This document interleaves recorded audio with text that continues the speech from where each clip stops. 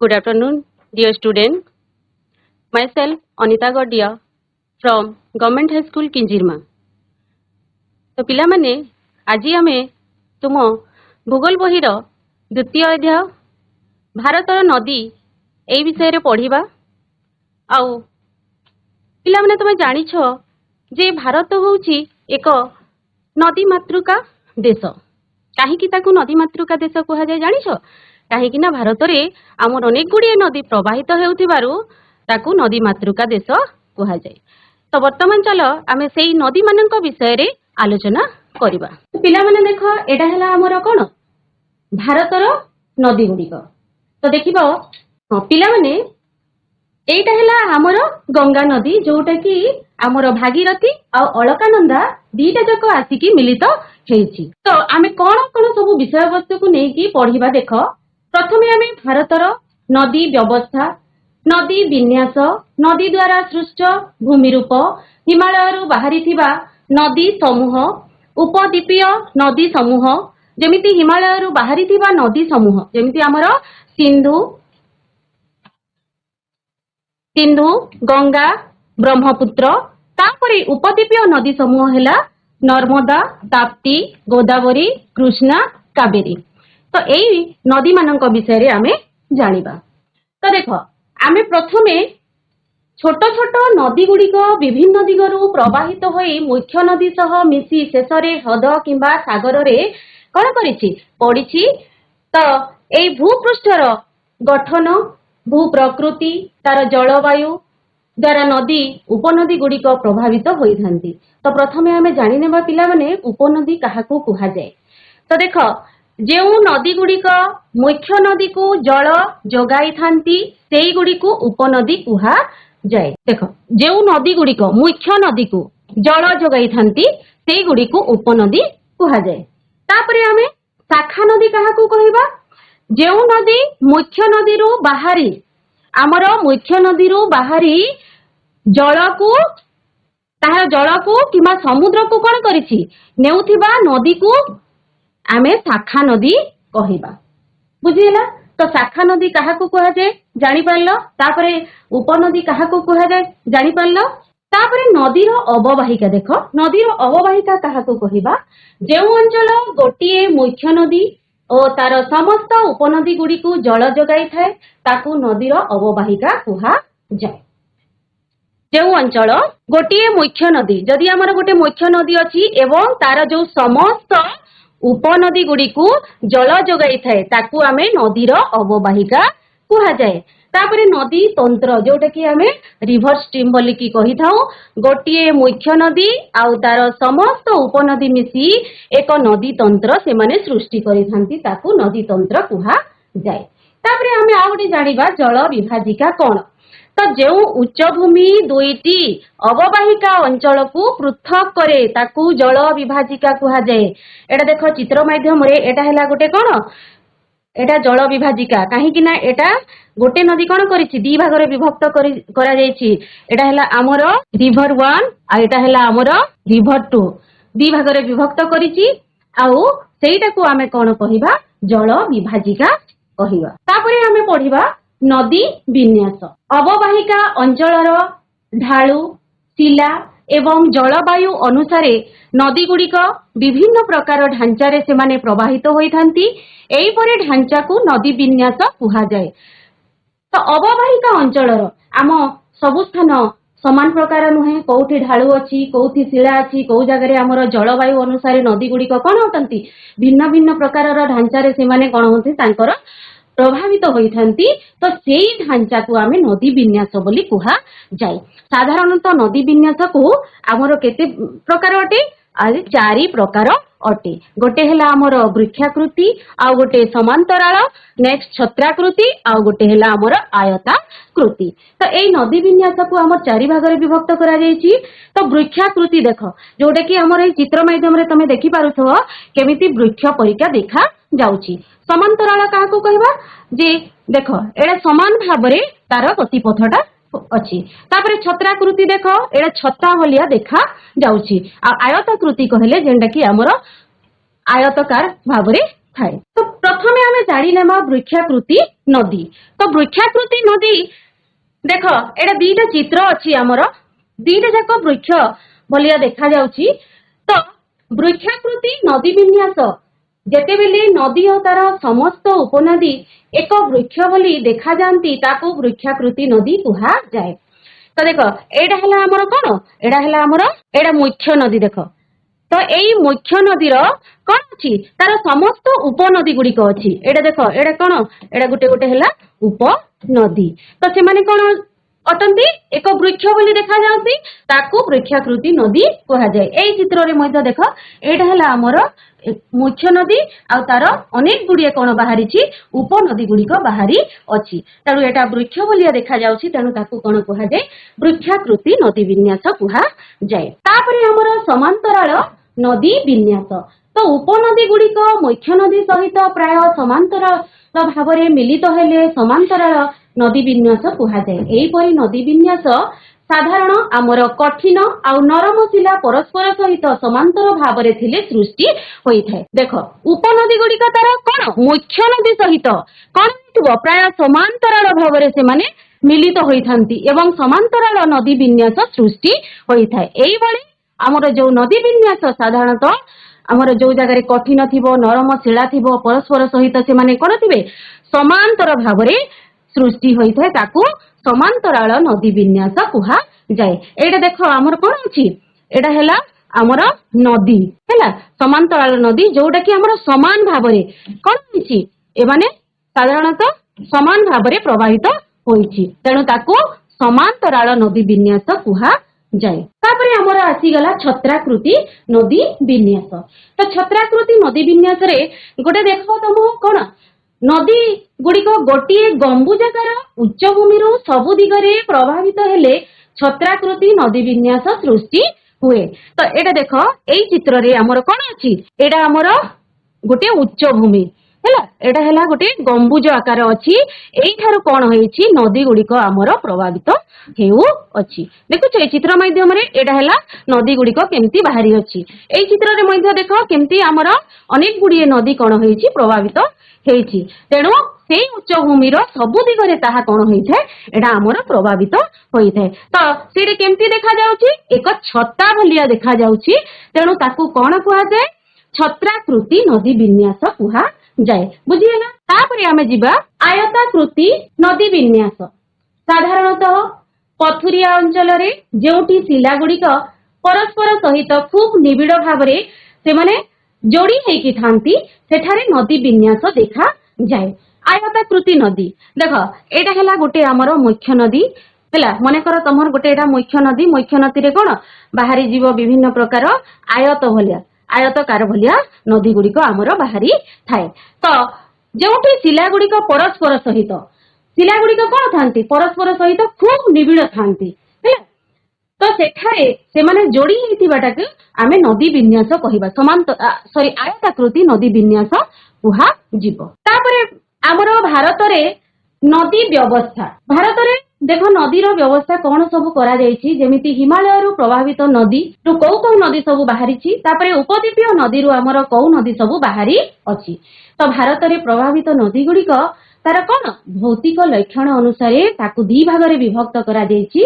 गोटे हेला हिमालय रु प्रभावित नदी आ गोटे हेला आमर उपद्वीपीय नदी। एटा हेला हिमालय रु बाहरी थिबा नदी माने हेले सिंधु नदी गंगा नदी आउ ब्रह्मपुत्र नदी आ उपद्वीपीय नदी हेले गोदावरी कृष्णा कावेरी ताप्ती महानदी ब्राह्मणी बैतरणी सुवर्णरेखा बुढ़ाबलंग इत्यादि नदी गुड़िक आमर कौन होइछि उपद्वीपीय नदी गुड़िक अटंती। तो एई आम हिमालय रु प्रभावित नदी मानक उपरे आउ उपद्वीपीय नदी मानक विषय रे पुणी आमे टिके आलोचना करिबा। तो हिमालय रु बाहरी थिबा नदी एवं उपद्वीपीय नदी मध्य रे पार्थक्य कोन देखो हिमालय रु बाहरी थिबा जो नदी और उपद्वीपीय नदी मानक मध्य रे अनेक गुड़िए पार्थक्य रहिछि जेमिति तार कोन जानिबा तार उत्पत्ति स्थल तार प्रकृति जलर उत्स तार गतिपथ तार मुहाण भूमिर सृष्टि भूमि रूप सृष्टि तापरे नदी।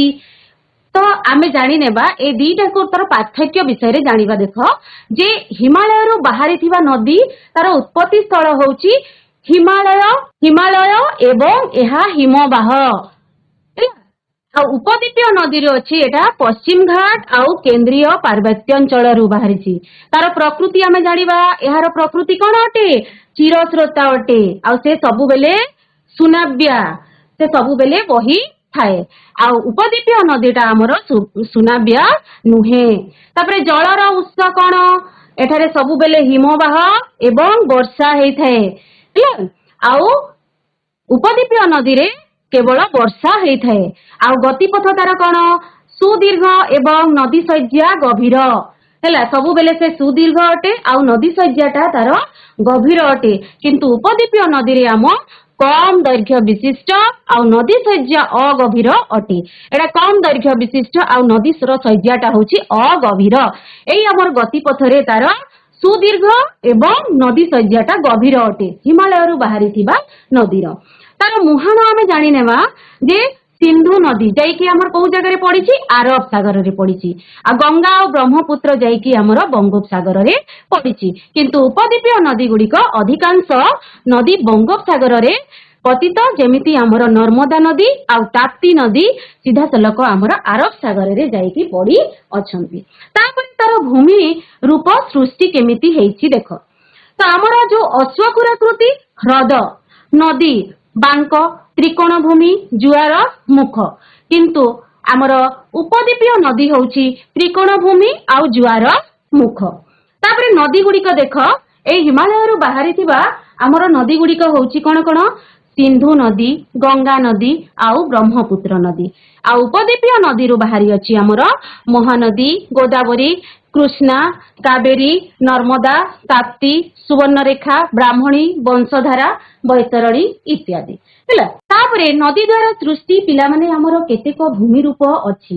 ଦେଖ, ଗୋଟେ ନଦୀ ଯଦି ପ୍ରବାହିତ ହଉଛି ତାର ଆମର କେତେଟି ଅଛି ଶଯ୍ୟା? 3ଟି ଶଯ୍ୟା ଅଛି। ଗୋଟେ ହେଲା ଉପର ଶଯ୍ୟା, ଗୋଟେ ମଧ୍ୟ ଶଯ୍ୟା ଏବଂ ନିମ୍ନ ଶଯ୍ୟା। ତ ଦେଖ, ଏଇଠାରେ ତମର ବହିରେ ବି ଅଛି, ତମେ ବହିରେ ଦେଖ ତମ ଚିତ୍ରକୁ, ଯେ ଚିତ୍ରରେ କଣ ଅଛି? ଉପର ଶଯ୍ୟା ଦେଖିନିଅ, ଯେ ଉପରେ ଯୋଉ ଆମର ନଦୀଟା ପ୍ରବାହିତ ହଉଛି ଉପରୁ ଟିକେ ସରୁ ଆକାରରେ ହେଲା।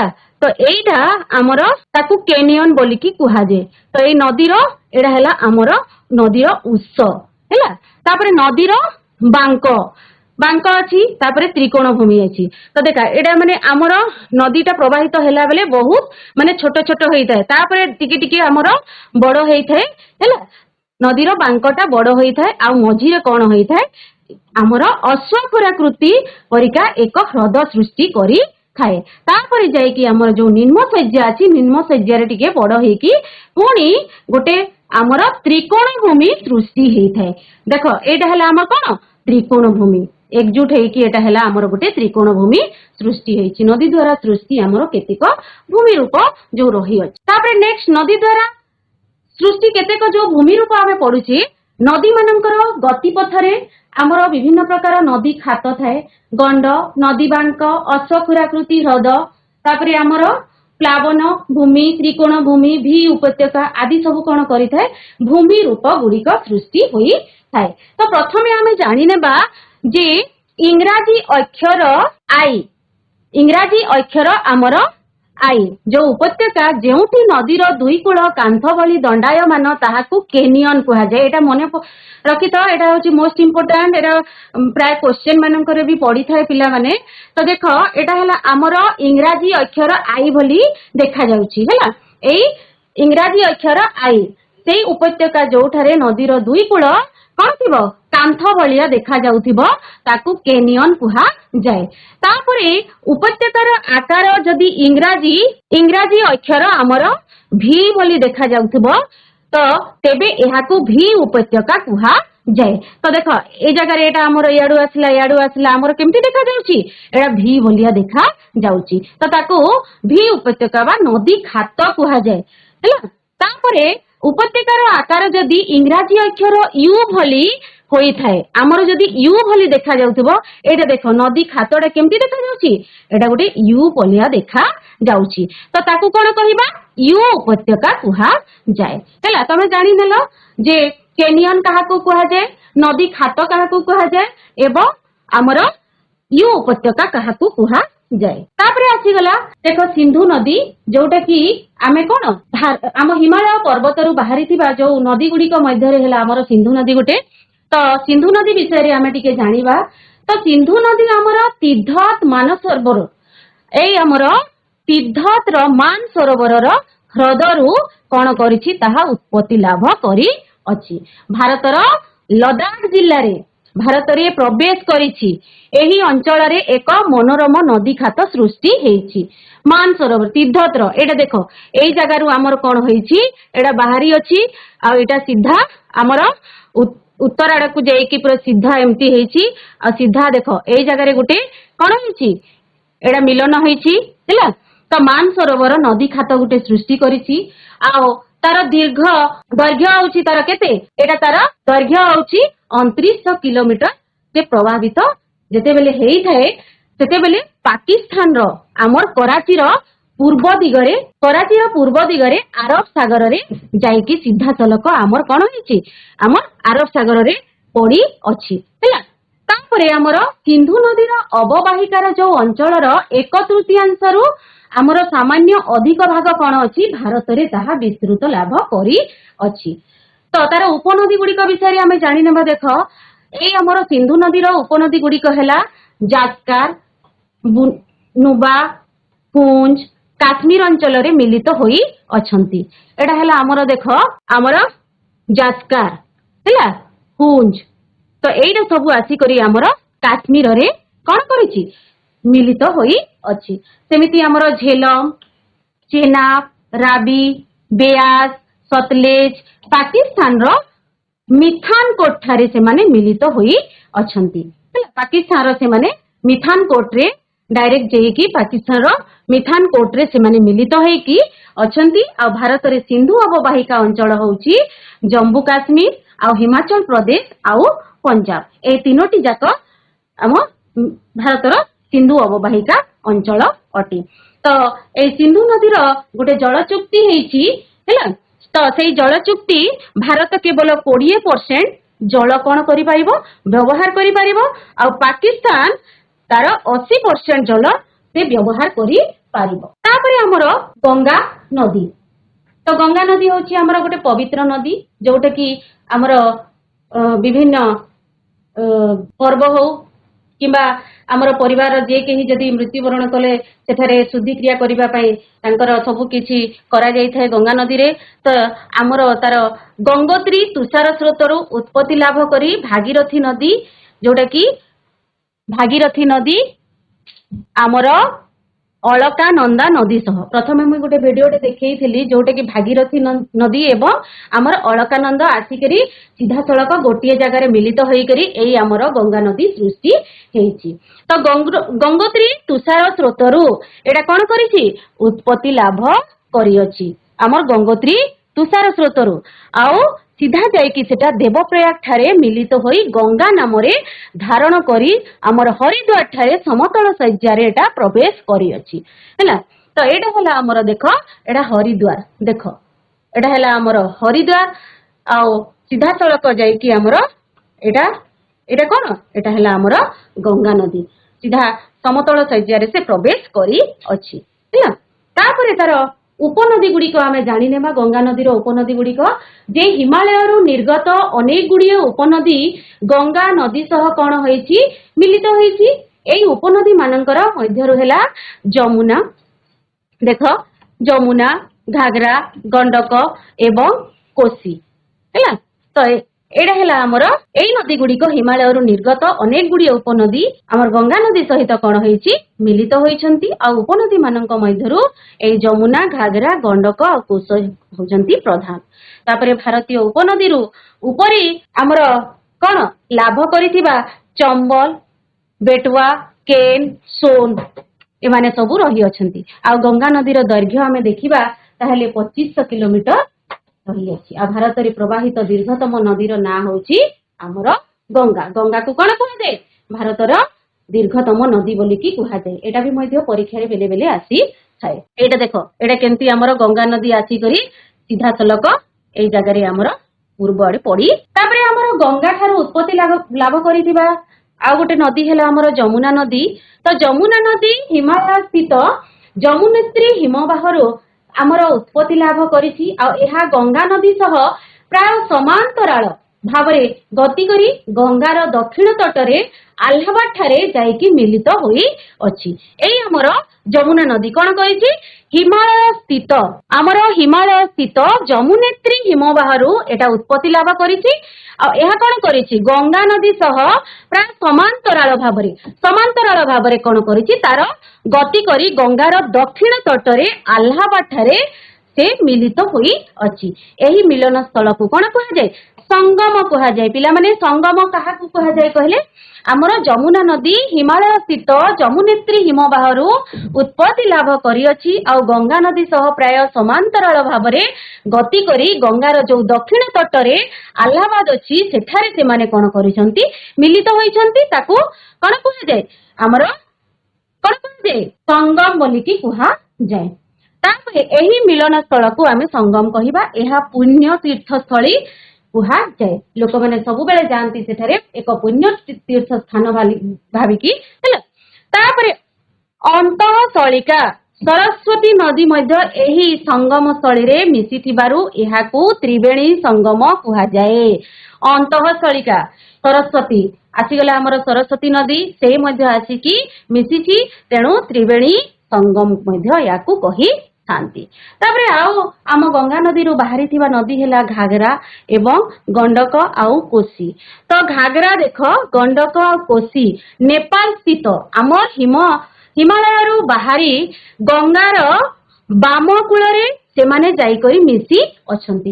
ଗଙ୍ଗା ନଦୀର ବାମ କୂଳରେ ଯାଇକି ସେମାନେ ମିଶିଛନ୍ତି। ଏଇ ଆମର ଘାଗରା, ଗଣ୍ଡକ, କୋଶି ହେଲା, ନେପାଳ ସ୍ଥିତ ହିମାଳୟରୁ ଏଟା ବାହାରି ଅଛି, ଆମର ଘାଗରା, ଗଣ୍ଡକ ଏବଂ କୋଶି ନଦୀ ହେଲା। ଏହି ସମସ୍ତ ନଦୀ ଉତ୍ତରସ୍ଥ ସମତଳ ଭୂମିକୁ ବନ୍ୟା ପ୍ଲାବିତ କରି ଅଶେଷ ଧନ ଜୀବନ କଣ କରୁଛି, ଆମର ନଷ୍ଟ ହେବାକୁ ଲାଗୁଛି। ସମତଳ ଭୂମିକୁ ଯେତେବେଳେ ଆମର ବନ୍ୟା ପ୍ଲାବିତ ହୋଇଯାଏ ସେହି ସମୟରେ ଅନେକ ଗୁଡ଼ିଏ ଧନ ଜୀବନ ନଷ୍ଟ ହେଇଥାଏ। ଏହା ଦ୍ୱାରା ପ୍ରତିବର୍ଷ ସେଠାରେ ଆମର କଣ ହୋଇଥାଏ, ପଟୁ ମାଟି ଅଶେଷ ଜମି ହେଇକି ଉର୍ବର ହେବା ଦ୍ୱାରା ସଘନ କୃଷି ପାଇଁ ଅତ୍ୟନ୍ତ ଉପଯୋଗୀ ସାବ୍ୟସ୍ତ ହୁଏ। ତ ସେଠାରେ ଚାଷ ଭଲ ହୋଇଥାଏ, କାହିଁକି ନା ପଟୁ ମୃତ୍ତିକା ସେଠାରେ ଯେତେବେଳେ ଆମର ଅନେକ ବନ୍ୟା ପ୍ଲାବିତ ହୁଏ ସେହି ସମୟରେ ପଟୁ ମାଟି ଗୁଡ଼ିକ ଆସି ପଡ଼ିକି ଜମା ହୁଏ। ତ ସେ ଜମା ହେବା ଦ୍ୱାରା କଣ ହବ, ଉର୍ବର ଭୂମି ଆମର ହୋଇଥାଏ ଆଉ ସେଠାରେ ଆମର କୃଷି ସଘନ ହେଇଥାଏ। ତାପରେ ହଜାର ହଜାର ବର୍ଷ ଧରି ଏହି ନଦୀ ଗୁଡ଼ିକ ପଟୁ ମାଟି ଜମା କରି ଆସୁଥିବାରୁ ଏକ ବୃହତ ସମତଳ ଭୂମିରେ ତାହା କଣ ହୋଇଛି, ପରିଣତ ହୋଇ ଅଛି। ତାପରେ ନେକ୍ସଟ ଯିବା, ଗଙ୍ଗା ନଦୀ ପୂର୍ବ ଦିଗରେ ଗତି କରି ଉତ୍ତରପ୍ରଦେଶ, ବିହାର ଆଉ ପଶ୍ଚିମବଙ୍ଗ ରାଜ୍ୟରେ ପ୍ରବାହିତ ହୋଉଅଛି। ଗଙ୍ଗା ନଦୀ ଦେଖ ଆମର ପୂର୍ବ ଦିଗରେ ଗତି କରିକି ଉତ୍ତରପ୍ରଦେଶ, ବିହାର ଆଉ ପଶ୍ଚିମବଙ୍ଗ ରାଜ୍ୟରେ ସେଟା ପ୍ରଭାବିତ ହଉଛି। ଏଟା ହେଲା ଆମର ଗଙ୍ଗା ନଦୀ ହେଲା। ଏଟା ପୂର୍ବ ଦିଗରେ କଣ ହୋଇଛି, ଆମର ପ୍ରଭାବିତ ହୋଇ ଅଛି। ଆଉ ଏଟା ହେଲା ଆମର ଗୋଟିଏ ଜାଗା ଯୋଉଟା କି ଆମେ ଫାରାକ୍କା ଠାରେ ଏଟା ଦୁଇ ଭାଗ ହୋଇଯାଇଛି। ଏଟା ଦେଖିପାରୁଥିବ, ଏଟା ହେଲା ଫରାକ୍କା। ତ ଫରାକ୍କା ଠାରେ ଦୁଇ ଭାଗ ହେଇକି ଆମର ଦକ୍ଷିଣ ଦିଗରେ ଯୋଉ ଅଛି ଭାଗୀରଥୀ ହୁଗୁଳି ନାମରେ ଅନ୍ୟ ଏକ, ଦକ୍ଷିଣ ଦିଗରେ ଆମର ହୁଗୁଳି ନାମକ ଅନ୍ୟ ଏକ ଅନ୍ୟମୁଖୀ ନଦୀ ଅଛି, ଯୋଉଟା କି ଆମର ସିଧାସଳଖ ଯାଇକି କୋଉ ଜାଗାରେ ପ୍ରଭାବିତ ହଉଛି, ବାଂଲାଦେଶରେ ସେଟା ପ୍ରଭାବିତ ହୋଇଛି। ଆଉ ବ୍ରହ୍ମପୁତ୍ର ସହ ସେମାନେ କଣ କରିଛନ୍ତି, ମିଳିତ ହୋଇଛନ୍ତି। ଆଉ ମିଳିତ ହେଇକି ସେମାନେ ହେଲେ ମେଘନା ନାମରେ ବଙ୍ଗୋପସାଗରରେ ଯାଇକି ସେମାନେ ପଡି ଅଛନ୍ତି। ଏଟା ହେଲା ଆସିକରି ସିଧାସଳଖ ଆମର ବଙ୍ଗୋପସାଗରରେ ଯାଇକି ପଡି ଅଛନ୍ତି। ଏଟା ହେଲା ଆମର ଫରକ୍କା, ଦେଖିପାରୁଥିବ। ଆଉ ଫରକ୍କା ଠାରୁ ଆମର ଗାଙ୍ଗେୟ ତ୍ରିକୋଣ ଭୂମି ଆରମ୍ଭ ହୋଇଅଛି। ଏଇଟା ଦେଖ, ଫରକ୍କା ଠାରେ ଏକ ଗାଙ୍ଗେୟ ତ୍ରିକୋଣ ଭୂମି ସୃଷ୍ଟି ହେଇଛି। ତାପରେ ଆମର ଦେଖ କଣ ଅଛି, ଗୋଟେ ସୁନ୍ଦର ବନ ମଧ୍ୟ ଅଛି। ଗଙ୍ଗା ଓ ବ୍ରହ୍ମପୁତ୍ର ନଦୀ ଏ ଦିଟା ଯାକ ଦ୍ୱାରା ସୃଷ୍ଟି ପୃଥିବୀର ଯୋଉ ବୃହତ୍ତମ ତ୍ରିକୋଣ ଭୂମି ନାମରେ ତାକୁ ସୁନ୍ଦରବନ ବୋଲିକି କୁହାଯାଏ। ପ୍ରାୟ ଆମର ଭାରତରେ ପଶ୍ଚିମବଙ୍ଗରେ ଏଟା ଅବସ୍ଥିତ। ଅଧିକାଂଶ ଭାଗ ଆମର ବାଂଲାଦେଶରେ ଏହା ଅବସ୍ଥିତ ହୋଇ ଅଛି। ତ ସୁନ୍ଦରବନ ଯୋଉ ତ୍ରିକୋଣ ଭୂମିର ନାମ ଏଇପରି ହେବାର କାରଣ କଣ, ଯେ ଏଠାକାର ଯୋଉ ସନ୍ତସନ୍ତିଆ ଜୁଆରିଆ ଅଞ୍ଚଳରେ ଦେଖାଯାଉଥିବା ଆମର ସୁନ୍ଦରୀ ବୃକ୍ଷ ଗୁଡ଼ିକ ଅଛନ୍ତି। ଦେଖ ଚିତ୍ରରେ ଦେଖିପାରୁଥିବ ଏଟା ହେଲା ଆମର କଣ ଜୁଆରିଆ ଅଞ୍ଚଳ, ଯୋଉଟା କି ଆମର ଏଠାରେ ଅନେକ ଗୁଡ଼ିଏ ସୁନ୍ଦର ବୃକ୍ଷ ଗୁଡ଼ିକ ଅଛି। ଆଉ ଏଟା ଆମର ପାଣିରେ ସେ ବୃକ୍ଷ ଗୁଡ଼ିକ ରହିଥାନ୍ତି ହେଲା। ତ ସନ୍ତସନ୍ତିଆ ଜୁଆରିଆ ଅଞ୍ଚଳରେ ଏଇ ସବୁ ବୃକ୍ଷ ଆମର ଦେଖିବାକୁ ପାଇଥାଉ, ସୁନ୍ଦରୀ ବୃକ୍ଷ ଗୁଡ଼ିକ। ତାପରେ ଆମର ପୃଥିବୀର ସର୍ବବୃହତ ଏବଂ ସବୁଠାରୁ ଅଧିକ ହାରରେ ବୃଦ୍ଧି ପାଉଥିବା ତ୍ରିକୋଣ ଭୂମି ହେଲା, ତାକୁ କୁହାଯାଏ। ଏଇ ସୁନ୍ଦରବନ ମଧ୍ୟ କଣ ଅଟେ? ମହାବଳ ବାଘ ରୟାଲ ବେଙ୍ଗଲ ଟାଇଗର ଏଠାରେ କଣ କରୁଛି? ତାର ବାସସ୍ଥଳୀ ଅଟେ। ଏଠାରେ ଆମର ମହାବଳ ବାଘ ତାର ବାସସ୍ଥଳୀ ଅଟେ। ଏଟା ହେଲା ଆମର ସୁନ୍ଦରବନ ନ୍ୟାସନାଲ ପାର୍କ ହେଲା। ତ ଏଇଠାରେ ଆମର କଣ କରିଛି? ମହାବଳ ବାଘ ସେ ରହି ଅଛି। ତାପରେ ଆଉ ଗୋଟେ ନଦୀ ଆସିଗଲା ଆମର ବ୍ରହ୍ମପୁତ୍ର ନଦୀ, ଯୋଉଟା କି ତିବ୍ଦତର ମାନସରୋବର ହ୍ରଦ ନିକଟରୁ ହେମାୟୁଂ ତୁଷାର ସ୍ରୋତରୁ ଏଟା ଉତ୍ପତ୍ତି ଲାଭ କରିଛି। ଆଉ ହିମାଳୟ ସହ କଣ କରିଛି? ସମାନ୍ତରାଳ ଭାବରେ ଆମର ପୂର୍ବ ଦିଗକୁ ପ୍ରବାହିତ ହୋଇ ନାମଚେ ବରୁଆ ଠାରେ କଣ ହେଇଛି? ଏକ ୟୁ ଆକାର ନଦୀ ବାଙ୍କ ସୃଷ୍ଟି କରି ଅଛି ହେଲା। ନାମଚେ ବରୁଆ ଯେନ୍ଟା କି ଆମର କଣ କରିଛି? ଦେଖ ସମାନ୍ତରାଳ ଭାବରେ ପୂର୍ବ ଦିଗକୁ ତାହା ପ୍ରଭାବିତ ହୋଇଅଛି। ଆଉ ନାମଚେ ବରୁଆ ଠାରେ ଏକ ୟୁ ଆକାର ହେଲା, ଏଟା ଆସିଯାଇଛି ନାମଚେ ବରୁଆ ଠାରେ। ଆଉ ଆମର ୟୁ ଆକାର ଭଳିଆ ଏଟା ହୋଇଛି ହେଲା। ଆଉ ସିଧାସଳଖ ଆସିକି ଆମର କଣ କରିଛି? ଏଟା ଆସିଛି ଆମର ଆଉ ପଡିଛି ହେଲା। ତାପରେ ବ୍ରହ୍ମପୁତ୍ର ଅରୁଣାଚଳ ପ୍ରଦେଶର ଦିହାଙ୍ଗ ନାମରେ ପ୍ରଭାବିତ ହୋଇଛି। ଆଉ ଆସାମରେ ପୂର୍ବରୁ ପଶ୍ଚିମକୁ ଗତି କରି ବାଂଲାଦେଶରେ ମଧ୍ୟ ଗଙ୍ଗା ସହ ମିଳିତ ହୋଇଛି। ଆଉ ବଙ୍ଗୋପସାଗରରେ ଆସିକରି ସେଟା ପଡି ଅଛି ହେଲା। ଆମର ଗଙ୍ଗା ଏଇ ଯୋଉ ଆମର ବଙ୍ଗୋପସାଗରରେ ଏଟା ପଡି ଅଛି ମିଳିତ ହୋଇକରି, ଗଙ୍ଗା ସହ ମିଳିତ ହେଇକି। ଆଉ ଭାରତର ବ୍ରହ୍ମପୁତ୍ର ନଦୀରେ ଅବକ୍ଷେପଣ ଅଧିକ ହେଉଥିବାରୁ ଏଥିରୁ ଅନେକ ଶାଖା ନଦୀ ଆମର ବାହାରି ଅଛନ୍ତି। ବିଭିନ୍ନ ପ୍ରକାର ଅନେକ ଗୁଡିଏ ଆମର ଶାଖା ନଦୀ ବାହାରିଛି। ଆଉ ପୁନଃ ସେଥିରୁ କଣ କରିଛି? ମିଳିତ ହୋଇ ନଦୀ ମଧ୍ୟରେ ଆମର ବହୁତ ଗୁଡିଏ ଦ୍ୱୀପ ସବୁ ସୃଷ୍ଟି କରିଛି। ଯୋଉ ଦ୍ୱୀପ ଗୁଡିକ ହେଲା ଆମର କଣ? মাজুলী ଦ୍ୱୀପ। ଏଇଟା ଦେଖ ଆମର ହେଲା মাজুলী ଦ୍ୱୀପ। ଏଟା ହେଲା ଆମର କଣ? ଏକ মাজুলী ଦ୍ୱୀପ କୁହାଯାଏ। ଏଟା ମଝିରେ ଆମର ବହୁତ ମାନେ ବଡ ଦ୍ୱୀପଟେ ସୃଷ୍ଟି କରିଅଛି, ତାର ନାଁ ହେଲା মাজুলী ଦ୍ୱୀପ। ଏଇଟା ଦେଖିପାରୁଥିବ, ଏଇ ଦ୍ୱୀପଟା ହେଲା ଆମର মাজুলী ଦ୍ୱୀପ। ତାପରେ ତିବ୍ଦତ ଆଉ ବ୍ରହ୍ମପୁତ୍ର ନଦୀରେ ଖୁବ କମ ଜଳ ପ୍ରବାହିତ କାହିଁକି ହୁଏ? ତାର କାରଣ କଣ? କଣ ପାଇଁ ହେଇଥାଏ ଜଳ ପ୍ରବାହିତ ଖୁବ କମ? ତାର କାରଣ ହଉଛି ଏହା ଏକ ଥଣ୍ଡା ଏବଂ ଶୁଷ୍କ ଅଞ୍ଚଳ। ଏହା କଣ ଅଟେ? ବହୁତ ଥଣ୍ଡା ଏବଂ ଶୁଷ୍କ ଅଞ୍ଚଳ ଅଟେ। ସେଇଥିପାଇଁ ଏଠାରେ ଆମର ଖୁବ କମ ଜଳ କଣ ହେଇଥାଏ? ପ୍ରଭାବିତ ହୋଇଥାଏ। ଆଉ ଭାରତରେ ବ୍ରହ୍ମପୁତ୍ର ନଦୀରେ ଅଧିକ ଜଳ ପ୍ରଭାବିତ ହୁଏ କାହିଁକି? ତାର କାରଣ କଣ? କଣ ପାଇଁ ଅଧିକ ଜଳ ପ୍ରଭାବିତ ହୋଇଥାଏ ଭାରତରେ ବ୍ରହ୍ମପୁତ୍ର ନଦୀରେ? ତାର କାରଣ ହଉଛି ଯେ ଭାରତରେ ବୃଷ୍ଟିବହୁଳ ଅଞ୍ଚଳରେ ପ୍ରଭାବିତ ହେଉଥିବାରୁ ଏଥିରୁ ଜଳର ପରିମାଣ ଅତ୍ୟଧିକ। ବୃଷ୍ଟିବହୁଳ ସବୁ ପ୍ରାୟ ଆମର କଣ ହୋଇଥାଏ? ବର୍ଷା ହେଇଥାଏ। ସେଇଥିପାଇଁ ଆମର କଣ? ସେଇ ଅଞ୍ଚଳରେ ପ୍ରଭାବିତ ହେଉଥିବାରୁ ଏଥିରୁ ଆମେ ଜଳର ପରିମାଣ ଅତ୍ୟଧିକ ପାଇଥାଉ ବ୍ରହ୍ମପୁତ୍ର ନଦୀରେ। ତ ପ୍ରତିବର୍ଷ ବର୍ଷା ଋତୁରେ ବ୍ରହ୍ମପୁତ୍ର ନଦୀରେ ଆମର ପ୍ରବଳ ବନ୍ୟା ଆସିଥାଏ। ତ ଦେଖିବ ପ୍ରାୟ ପ୍ରତ୍ୟେକ ବର୍ଷ କଣ ହୋଇଥାଏ? ବ୍ରହ୍ମପୁତ୍ର ନଦୀରେ ଆମର ପ୍ରବଳ ବନ୍ୟା ସବୁ ଆସିଥାଏ। ଫଳରେ ଆସାମ ଆଉ ବାଂଲାଦେଶରେ ଅନେକ ଗୁଡିଏ ଧନ ଜୀବନର କ୍ଷୟକ୍ଷତି ଘଟିଥାଏ। କଣ ହୋଇଥାଏ? ବହୁତ କିଛି କ୍ଷୟକ୍ଷତି ଘଟିଥାଏ। ତାପରେ ଉପଦ୍ୱୀପୀୟ ନଦୀ ସମୂହ। ଆମର ଉପଦ୍ୱୀପୀୟ ନଦୀ ସମୂହ ଦେଖ, ଯେମିତି କି ଆମର ଦିଟା ଭାଗରେ ବିଭକ୍ତ କରାଯାଇଛି। ଗୋଟେ ହେଲା ପୂର୍ବାଭିମୁଖୀ ନଦୀ, ଆଉ ଗୋଟେ ହେଲା ପଶ୍ଚିମାଭିମୁଖୀ ନଦୀ। ତ ପୂର୍ବାଭିମୁଖୀ ନଦୀ ଗୁଡିକ ହେଲା ତାର ସଙ୍ଗମ ସ୍ଥଳ ଆମର ବଙ୍ଗୋପସାଗର, ଗୋଦାବରୀ, କୃଷ୍ଣା, କାବେରୀ, ମହାନଦୀ, ବ୍ରାହ୍ମଣୀ, ବୈତରଣୀ, ସୁବର୍ଣ୍ଣରେଖା, ବୁଢାବଲଙ୍ଗ, ଋଷିକୁଲ୍ୟା। ଆଉ ପଶ୍ଚିମାଭିମୁଖୀ ନଦୀ ହେଲା ଆମର ସଙ୍ଗମ ସ୍ଥଳ ହେଲା ଆରବ ସାଗର, ନର୍ମଦା, ତାପ୍ତି, ସାବରମତୀ, ମାହି ଆଉ ପେରିୟାର। ତ ଏଇଟା ହେଲା ଆମର ଉପଦ୍ୱୀପୀୟ ନଦୀ ସମୂହ। एटा देख आमर संगम स्थल बंगोपसागर रे जाइकी आमर केमती अछि हैला ए दीटा साइड रे आमर कोन अछि नदी गुडी को प्राय आमर रही अछि याडे आमर महानदी ब्राह्मणी बैतरणी तापरे यदि आमर पश्चिमाभिमुखी हैला आमर संगम स्थल आरब सागर नर्मदा आउ ताप्ती एटा नर्मदा ताप्ती आसला आ साबरमती माही पेरियर एई सब नदी गुडी को पश्चिमाभिमुखी नदी अटी नर्मदा नदी जोटे कि आमे जानि नेबा तार उत्पत्ति स्थल विषय रे आमर अमरकंटक मालभूमि जो मध्य प्रदेश रे एडा आमर उत्पत्ति स्थल अछि नर्मदा नदी आ तार दैर्घ्य होची आमर 1312 किलोमीटर नर्मदा नदी रो देखो उत्पत्ति स्थल अमरकंटक मालभूमि एडा हैला आमर नर्मदा नदी एडा देखि पारुछ एडा नर्मदा नदी अमरकंटक मालभूमि रो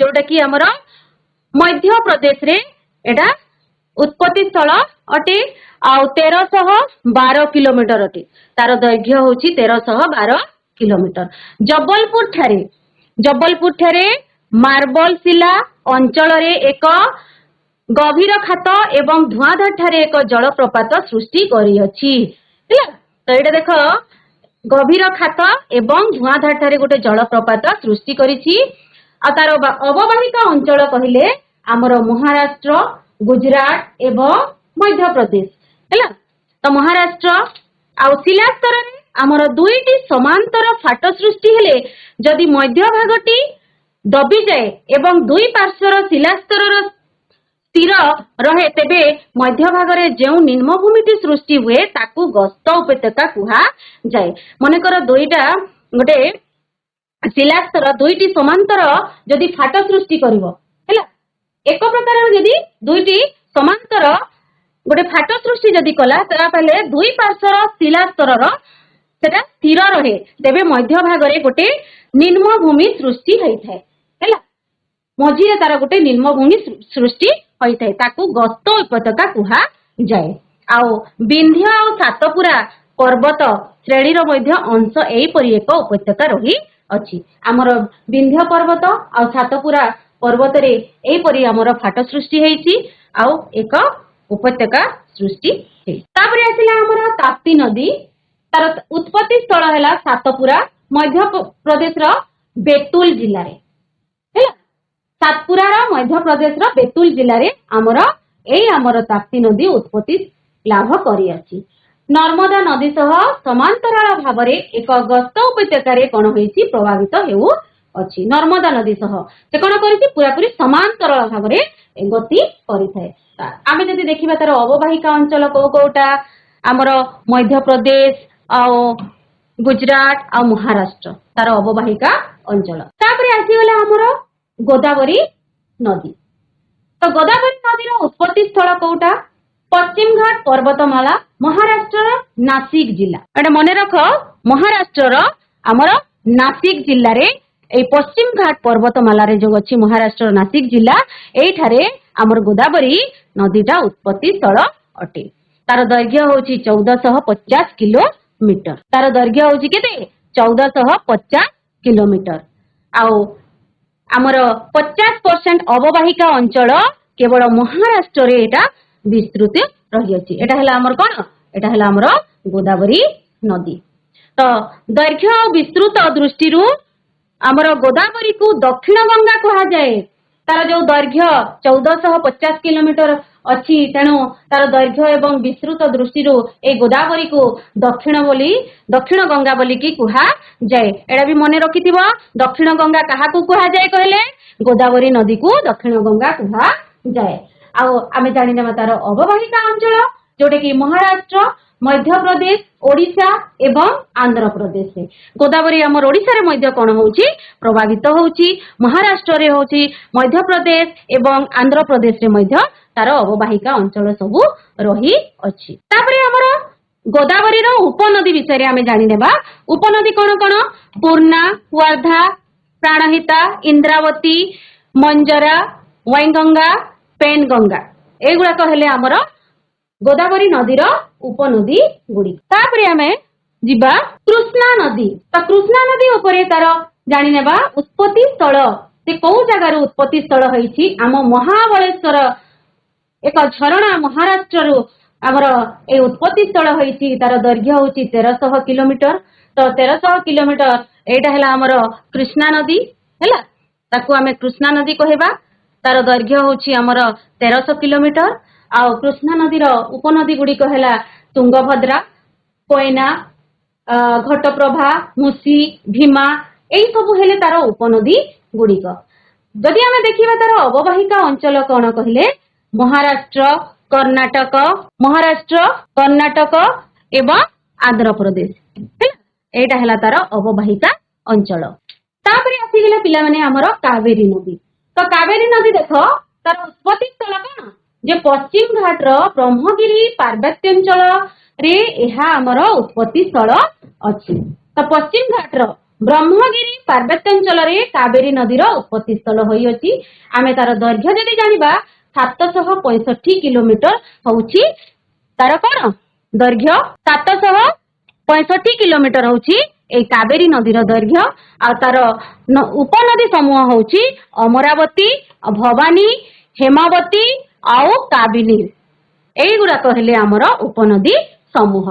आ एठारे गुटे हमर कोन अछि जलप्रपात अछि जोटा कि हमें शिव समुद्रम भारतर द्वितीय बृहत्तम जलप्रपात कुहा जाय। एटा भी तमे पिला माने टिके मने रखिथिबो एटा मध्य परीक्षा रे आसी थाए जे माने भारतर हमर द्वितीय बृहत्तम जलप्रपात रो ना कोन कहले कोन कहबो एटा हैला। तापरे तार मुख्य गुटे जलभंडार मध्य अछि सेटा हैला मेटूर हैला। एटा हैला हमर शिव समुद्र एटा जलप्रपात। आ तार मुख्य जलभंडार होछि एटा मेटूर। एटा को कोन कहबा मेटूर बोले की कहबा।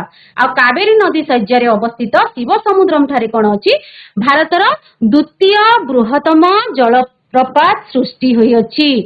हमर भारतर द्वितीय कोन बृहत्तम जलप्रपात सृष्टि होईछि। एई जलप्रपात रु हमर कोन करा जाउछि जल विद्युत शक्ति उत्पन्न करा जाउछि। एठारे हमर जल विद्युत मेटूर रे हैला।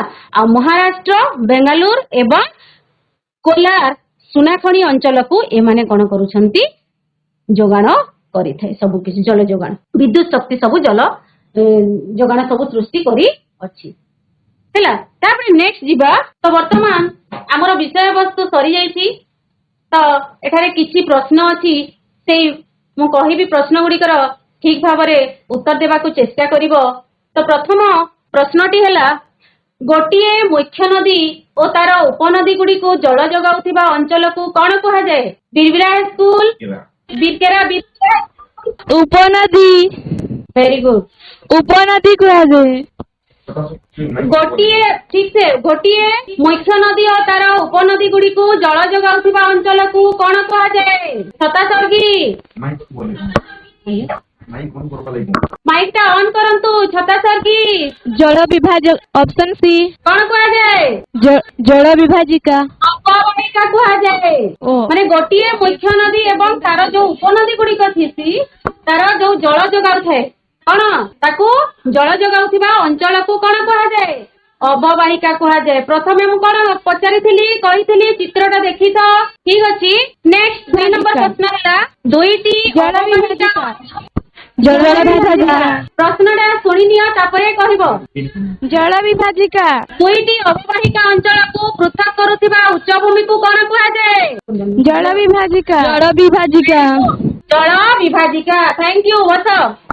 तापरे जेउ नदी गुडी का मुख्य नदी को जल जगाई थांती से गुडी को कोन कहा जाए शाखा नदी। नदी कोन कहा जाए उपनदी। उपनदी वेरी गुड उपनदी कहा जाए। नदी गुडी का गोटिए गंबुजाकार उच्चभूमि रु सबु दिगरे प्रभावित हेले केउ नदी विन्यास सृष्टि हुए छत्राकृति। छत्राकृति वेरी गुड छत्राकृति वेरी गुड छत्राकृति कहा जाए। तापरे धुआंधार जलप्रपात केउ नदी सस्यारे अवस्थित छत्राकृति।